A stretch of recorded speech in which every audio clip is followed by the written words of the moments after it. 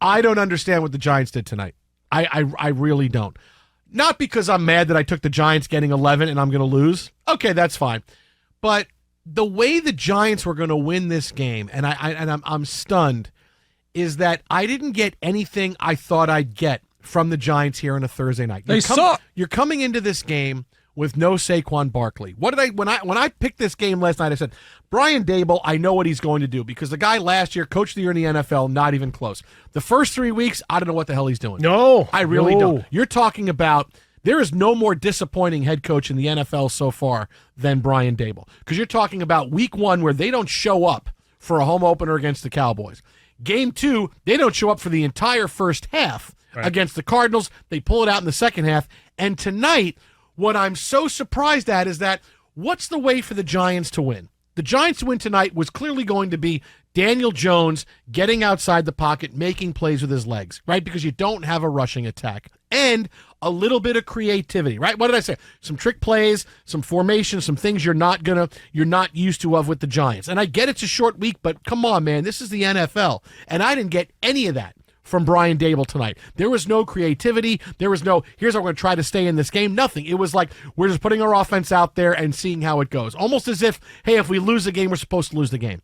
And from a fan standpoint, when a fan say, hey, we're supposed to lose the game, I get it. From a coach's standpoint, I don't get Brian Daboll at all the first 3 weeks of the season. Again, the guy was a genius last year. Everything they did, the Giants were more prepared for every game than the opposition was. He would win games against teams he was supposed to beat. They wouldn't be close. He would win games against teams with the same talent, and he'd win games against teams with more talent. He was a great coach. And now this year, I don't get what he's doing. And tonight, I don't get the lack of preparation. I don't get the lack of creativity. And we talked about it a few minutes ago. When the game was on the line, when it's 23-12 and the Niners have the ball and they're outside of field goal range, they complete a pass on third down for a first down to Christian McCaffrey. And you can see on the replay, the ball hits the ground. Now, does McCaffrey have control of it? Are they going to overturn it? Okay, I don't know if they overturn it, but you got to throw that challenge flag, because you're talking about first down for the Niners in field goal range,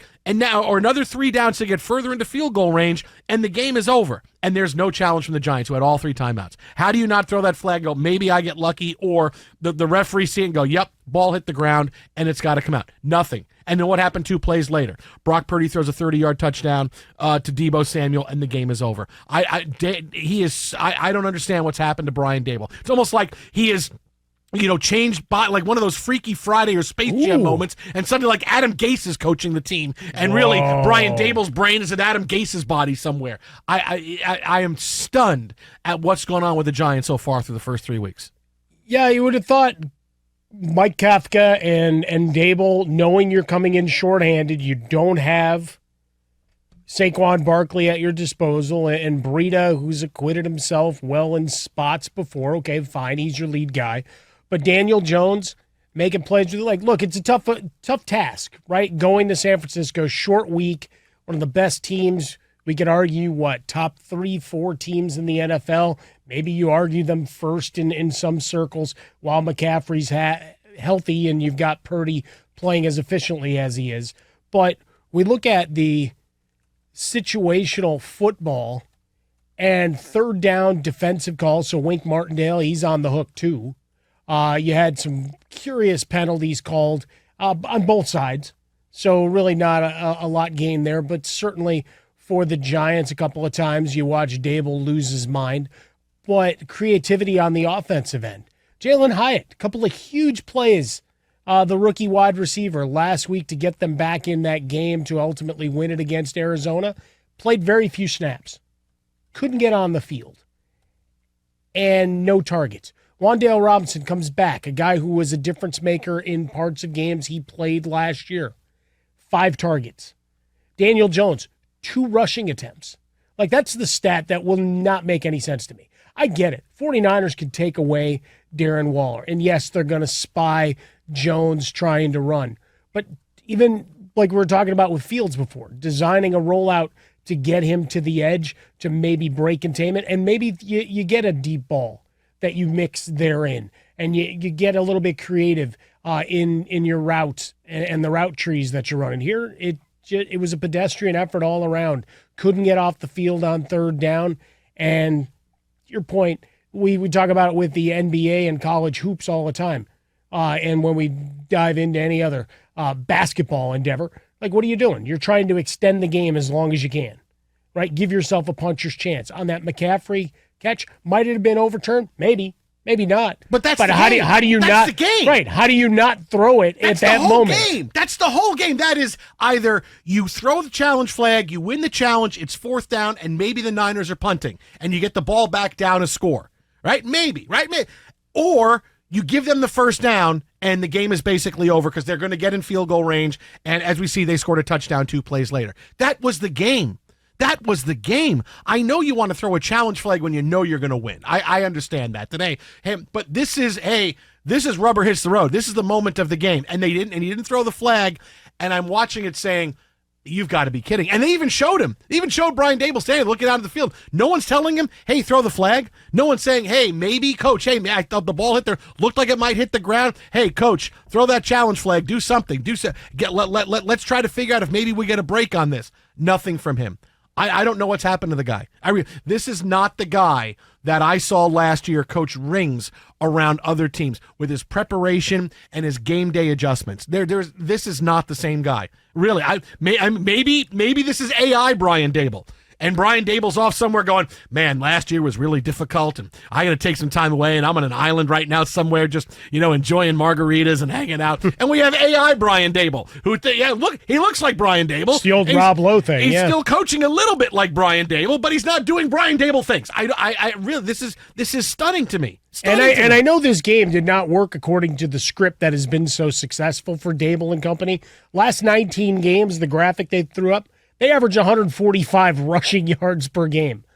Okay, this is where, the old, we talked about Friends earlier in the week. One of the great lines uttered by the David Schwimmer character, "Pivot! Pivot!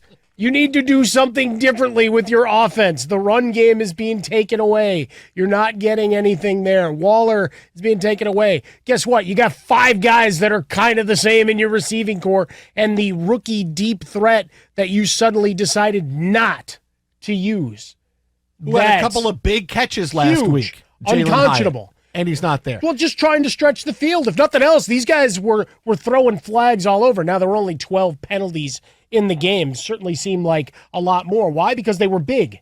They were big penalties throughout this game. So why not try to force the issue? You'd already gotten one fugazi, which is a favorite word in sports radio. It's a fugazi. We got one of those Donnie along Brasco, the sideline. Right? Donnie Brasco. Yeah. What's a fugazi? Fugazi is a fake. It's a fugazi. So we got that. We got one of those along the sideline. Why not throw it up a couple of times? See if you can't draw one with Hyatt downfield. He's something to handle. Look, no creativity and no adjustment when the Niners decide, you want to go to Darren Waller?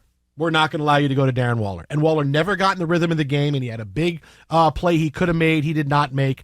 The 49ers had the plan coming in. Okay, this is their guy. So now we stop him and see. And the Giants had no answer. And now suddenly it was, I'm watching the same plays be run. And the 49ers have tight coverage on the wide receivers because right now the Giants wideouts are just a bunch of guys, right? Mm-hmm. Isaiah Hodgins was a great find last year, end of the year in the playoff, and now did he even get a target tonight? He had one target. One target tonight, right? He was Daniel Jones's guy. Hyatt gets 9 snaps, right? I don't. Wan'Dale Robinson, I love him, right? He got hurt last year. That was a big thing. Good to get him back in. But they have no identity right now. And I mean it. I don't get what Brian Daboll was trying to accomplish tonight. It's like he walked into the game going, it's going to be really tough. Let's get out of this game without any injuries. Like, really, if he says that in his post-game press conference, I would say, okay, boy, you're going to get killed for that, but at least I understand. At least I understand, hey, we weren't going to win this game. I want to get out of here, not a lot of injuries, and be ready to go in 10 days. And that's the season really starts. 1-2 is okay. We lost to the Cowboys. All right, we beat the Cardinals. 1-2, we're fine. Season's going to start for us, and when we get Saquon back and everything else, like, at least I would get that. But, I mean, this was tonight, as the game kept getting a little bit further away from them, there was no desperation. There was no sense of urgency from the Giants saying, let's try something a little bit here. And you'd played terrible football, and you were still kind of in the game. Yeah. Right? I mean, that's the thing. This looked One a lot play, like the Jets and the Cowboys from Sunday. This game looked a lot like Jets-Cowboys. one turnover, Yeah. one opportunity. Because, I mean, you look at the yardage, you look at the time of possession, you look at the stats. Like, there's just no comparison. Like, you would be like, why wasn't this more than the final score? Why was the differential not even more from this game? But the Giants hung around, forced a couple of field goals, and then offensively, just ineptitude. I've watched this McCaffrey play a number of times, and even if you don't think you're going to get it, you've got to at least try to stop the momentum. You got to try to do something. Instead, there's Deebo Samuel, 129 yards and a score for him tonight. And we just saw the efficiency of the 49ers on third down, all of those things. And Brian Daboll, offensive wizard, coaching wizard, all of that, he took tonight off. Maybe he's the Rex Ryan of head coaches. Like, he's peaking in his first year. Ooh. Right? We talk about guys who peak as a rookie, and hey, this guy peaked as a rookie, and then like a Miles Austin, someone like that. Ooh, look at you. Hey, maybe Brian Daboll just peaked as a rookie head coach. And that's it. And now he's just, hey, yeah, I'm a star now. Yeah. You want to criticize me for my kid's birthday? Yeah, I'm still there. I'm no more disappointing a head coach than Brian Daboll so far in the NFL season. Unreal. Brutal.